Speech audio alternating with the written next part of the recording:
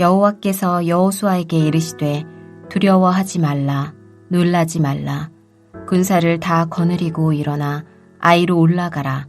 보라, 내가 아이 왕과 그의 백성과 그의 성읍과 그의 땅을 다 내 손에 넘겨주었으니 너는 여리고와 그 왕에게 행한 것 같이 아이와 그 왕에게 행하되 오직 거기서 탈취할 물건과 가축은 스스로 가지라.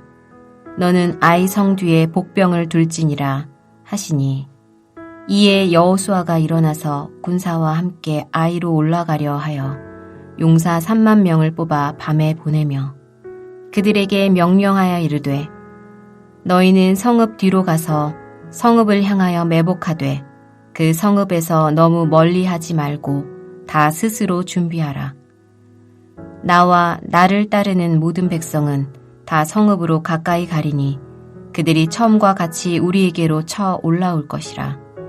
그리할 때에 우리가 그들 앞에서 도망하면 그들이 나와서 우리를 추격하며 이르기를 그들이 처음과 같이 우리 앞에서 도망한다 하고 우리의 유인을 받아 그 성읍에서 멀리 떠날 것이라. 우리가 그들 앞에서 도망하거든 너희는 매복한 곳에서 일어나 그 성읍을 점령하라. 너희 하나님 여호와께서 그 성읍을 너희 손에 주시리라.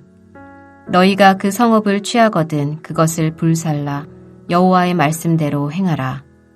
보라, 내가 너희에게 명령하였느니라 하고 그들을 보내매 그들이 매복할 곳으로 가서 아이 서쪽 베델과 아이 사이에 매복하였고 여호수아는 그 밤에 백성 가운데에서 잤더라.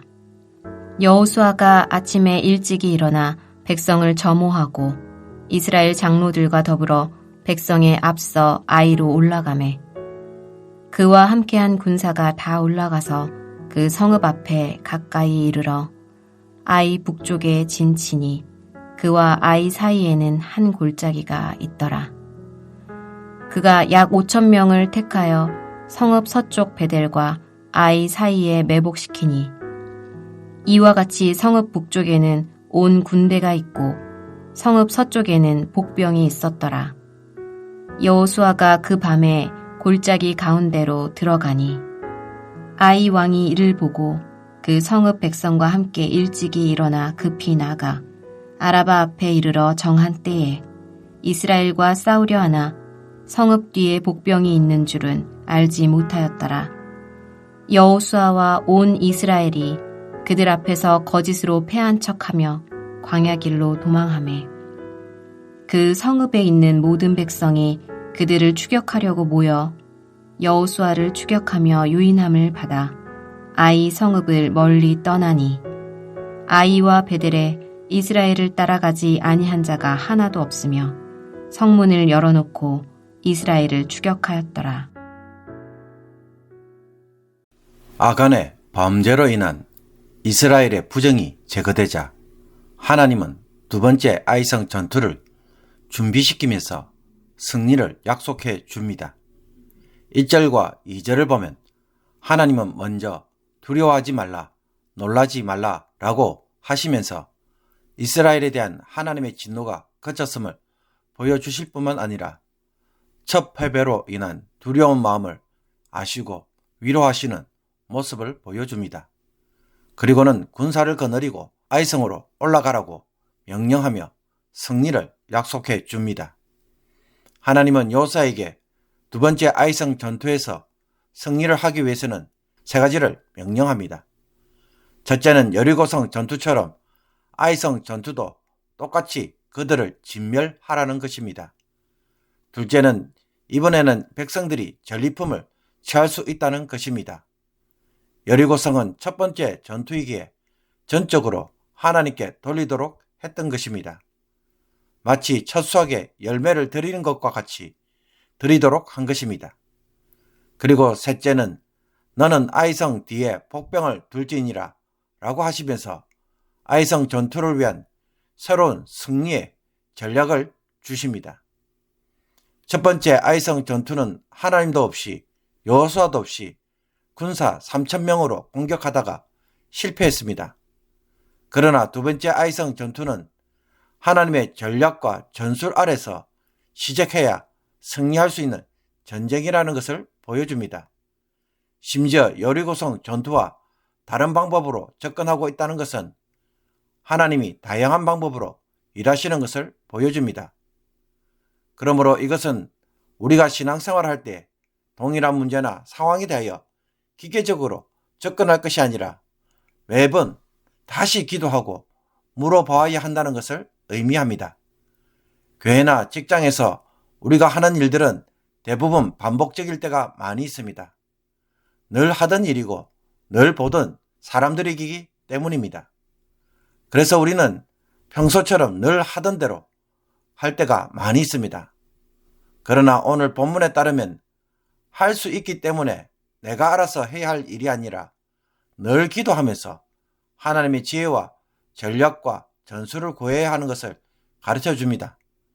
늘 하는 교회 봉사나 직장 생활도 다시 한번 기도를 하면서 지혜를 구할 때에 승리의 삶을 살아가는 성도가 될 것입니다. 하나님의 명령을 받은 여호수아는 3절에서 9절까지 군사들과 함께 아이성을 치기 위한 구체적인 매복과 기습작전을 자세히 지시합니다. 아이성을 치기 위해 여호수아는 먼저 용사 3만 명을 뽑아서 밤에 아이성 뒤로 가서 성읍 주변에 매복하는 임무를 줍니다.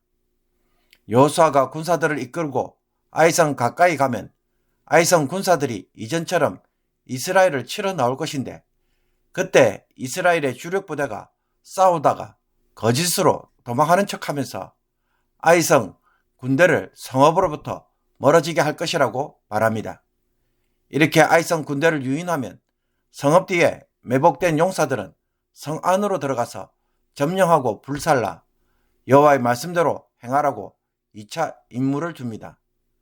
여기서 여호와의 말씀대로라는 것은 모든 것을 진멸시키라는 신명기 말씀이었을 것입니다. 그들이 매복할 장소는 아이성 서쪽에 있는 베델과 아이성 사이로서 두 성들 간의 거리는 약 2km 정도 떨어져 있습니다.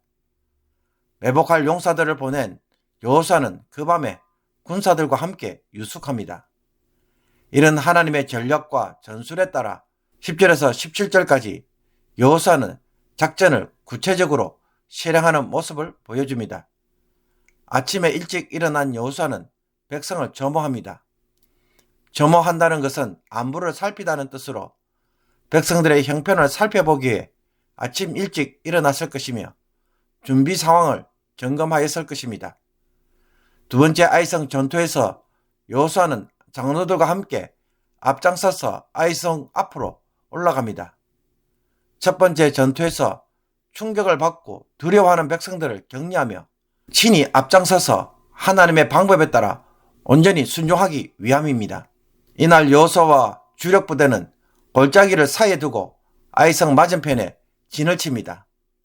그런데 여호수아는 5,000명의 군사를 또 따로 뽑아서 아이성 서쪽 즉 아이와 베델 사이에 보내어 매복시킵니다. 이미 3만 명의 매복한 군사들이 있는데 별도로 5,000명을 보낸 이유가 무엇입니까? 아마도 베델이 아이성 근처에 있었기 때문으로 봅니다.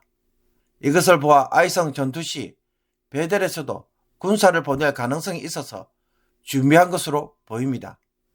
17절을 보면 아이와 베델에 이스라엘을 따라가지 아니한 자가 하나도 없으며 라고 한 것으로 보아 베델에서도 군사를 보낸 것으로 보입니다. 어쨌든 여호수아의 계획대로 아이성의 왕은 여호수아와 그 군대를 공격하기 위해 성을 빠져나와 아라바에까지 이릅니다. 아라바는 지명이 아니라 경작되지 않은 광야를 의미합니다. 매복한 군사들이 있는지 모르는 아이성 군대는 여호수아의 군대의 유인작전에 휘말려 성문을 열어놓고 이스라엘을 추격합니다. 첫 번째 전투에서 승리를 하자 그들 역시 방심하며 자만했던 것입니다.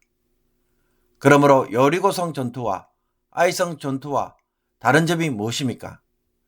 여리고성 전투와 아이성 전투 모두 하나님의 전략과 방법에 따라 하였지만 여리고와는 달리 기적이 없었습니다. 하나님이 가르쳐준 방법에 따라 치밀하게 계획을 세워서 공격함으로 치르는 전쟁입니다. 우리는 종종 하나님이 일하시는 방법에 대해 기적이나 특별한 방법, 특별한 개입을 지나치게 기대할 때가 많은데, 아이성 전투에서 하나님이 보여주시는 것은 세밀한 계획과 순종임을 보여줍니다. 우리가 하나님의 말씀을 듣고 여기에 맞춰서 계획을 세우고 애쓰는 것 역시 하나님이 일하시는 방법 중에 하나라는 것을 가르쳐 주고 있습니다. 그리고 앞서 말한 것처럼 또 앞으로 보게 될 것처럼 하나님은 다양한 방법으로 가나안 땅을 정복하며 전쟁을 치르게 하십니다.